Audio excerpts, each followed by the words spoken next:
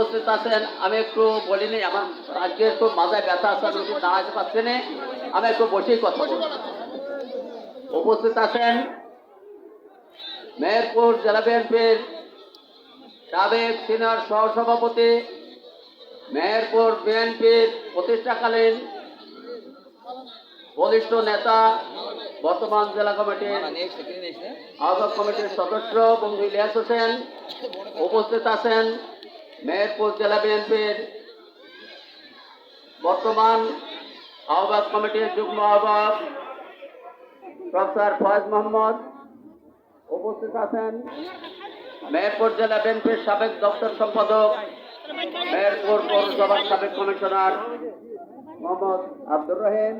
এছাড়াও উপস্থিত আছেন ছাত্র দল, যুব দল, স্বেচ্ছাসেবক দল এবং অন্যান্য দলের বিভিন্ন নেতৃবৃন্দ এবং আমার সামনে উপবিষ্ট আজকের এই সম্মেলনে আগত এত অঞ্চলের বিএনপির নেতাকর্মী ভাই ও বোনেরা, আসসালামু আলাইকুম। আমরা এখানে দলকে শক্তিশালী করার জন্য একটা নতুন ওয়ার্ড কমিটি গঠন করার জন্য সমবেত হয়েছি। যে কমিটির দায়িত্বপ্রাপ্ত হবে তারা এই ওয়ার্ডের দলকে এগিয়ে নেবেন এবং বিএনপির রাজনীতিকে এখানে প্রতিষ্ঠা করবেন, এই প্রত্যয়। ভাইয়েরা আমার, আমাদের সকল প্রক্রিয়া শেষ হয়েছে, আমাদের নেতৃবৃন্দ বক্তব্য রেখেছে। আমরা দুজন সভাপতির সমর্থনে হাত তুলে সমর্থন দেখেছে, তাতে আমাদের এখানে যে সমস্ত নেতৃবৃন্দ আছেন তারাও দেখেছেন। তাতে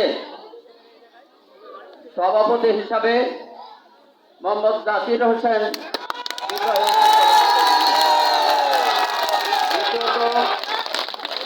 সাধারণ সম্পাদক হিসাবে সমর্থন পেয়েছেন মোহাম্মদ শাহাবুদ্দিন।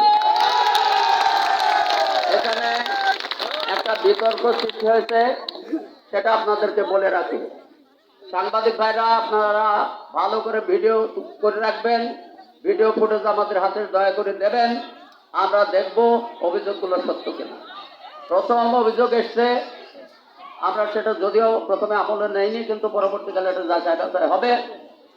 যদি কোনো ব্যক্তিকে বা যারা সভাপতি, সাধারণ সম্পাদক নির্বাচন হয়েছেন তাদের বিপক্ষে কোনো ভিডিও ফুটেজ আওয়ামী লীগের সঙ্গে চলাফেরা করার, আওয়ামী লীগের সঙ্গে সহযোগিতা করার, বা আওয়ামী লীগে যোগদান করার, বা আওয়ামী লীগের নেতাকর্মীদের সঙ্গে চলাফেরা করার, তাহলে তাকে রাখা আমাদের পক্ষে সম্ভব হবে না। ইতিপূর্বে আপনারা দেখেছেন মেহেরপুর পৌরসভায় 2 নম্বর ওয়ার্ডে কমিটি গঠনের পরে আমাদের যে সভাপতি হয়েছিলেন তার বিরুদ্ধে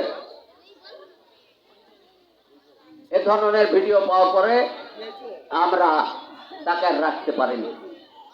তেমনি এখানেও যদি কোনো ঘটনা ঘটে তাকে রাখা যাবে না, এটা আপনারা মাথায় রাখবেন।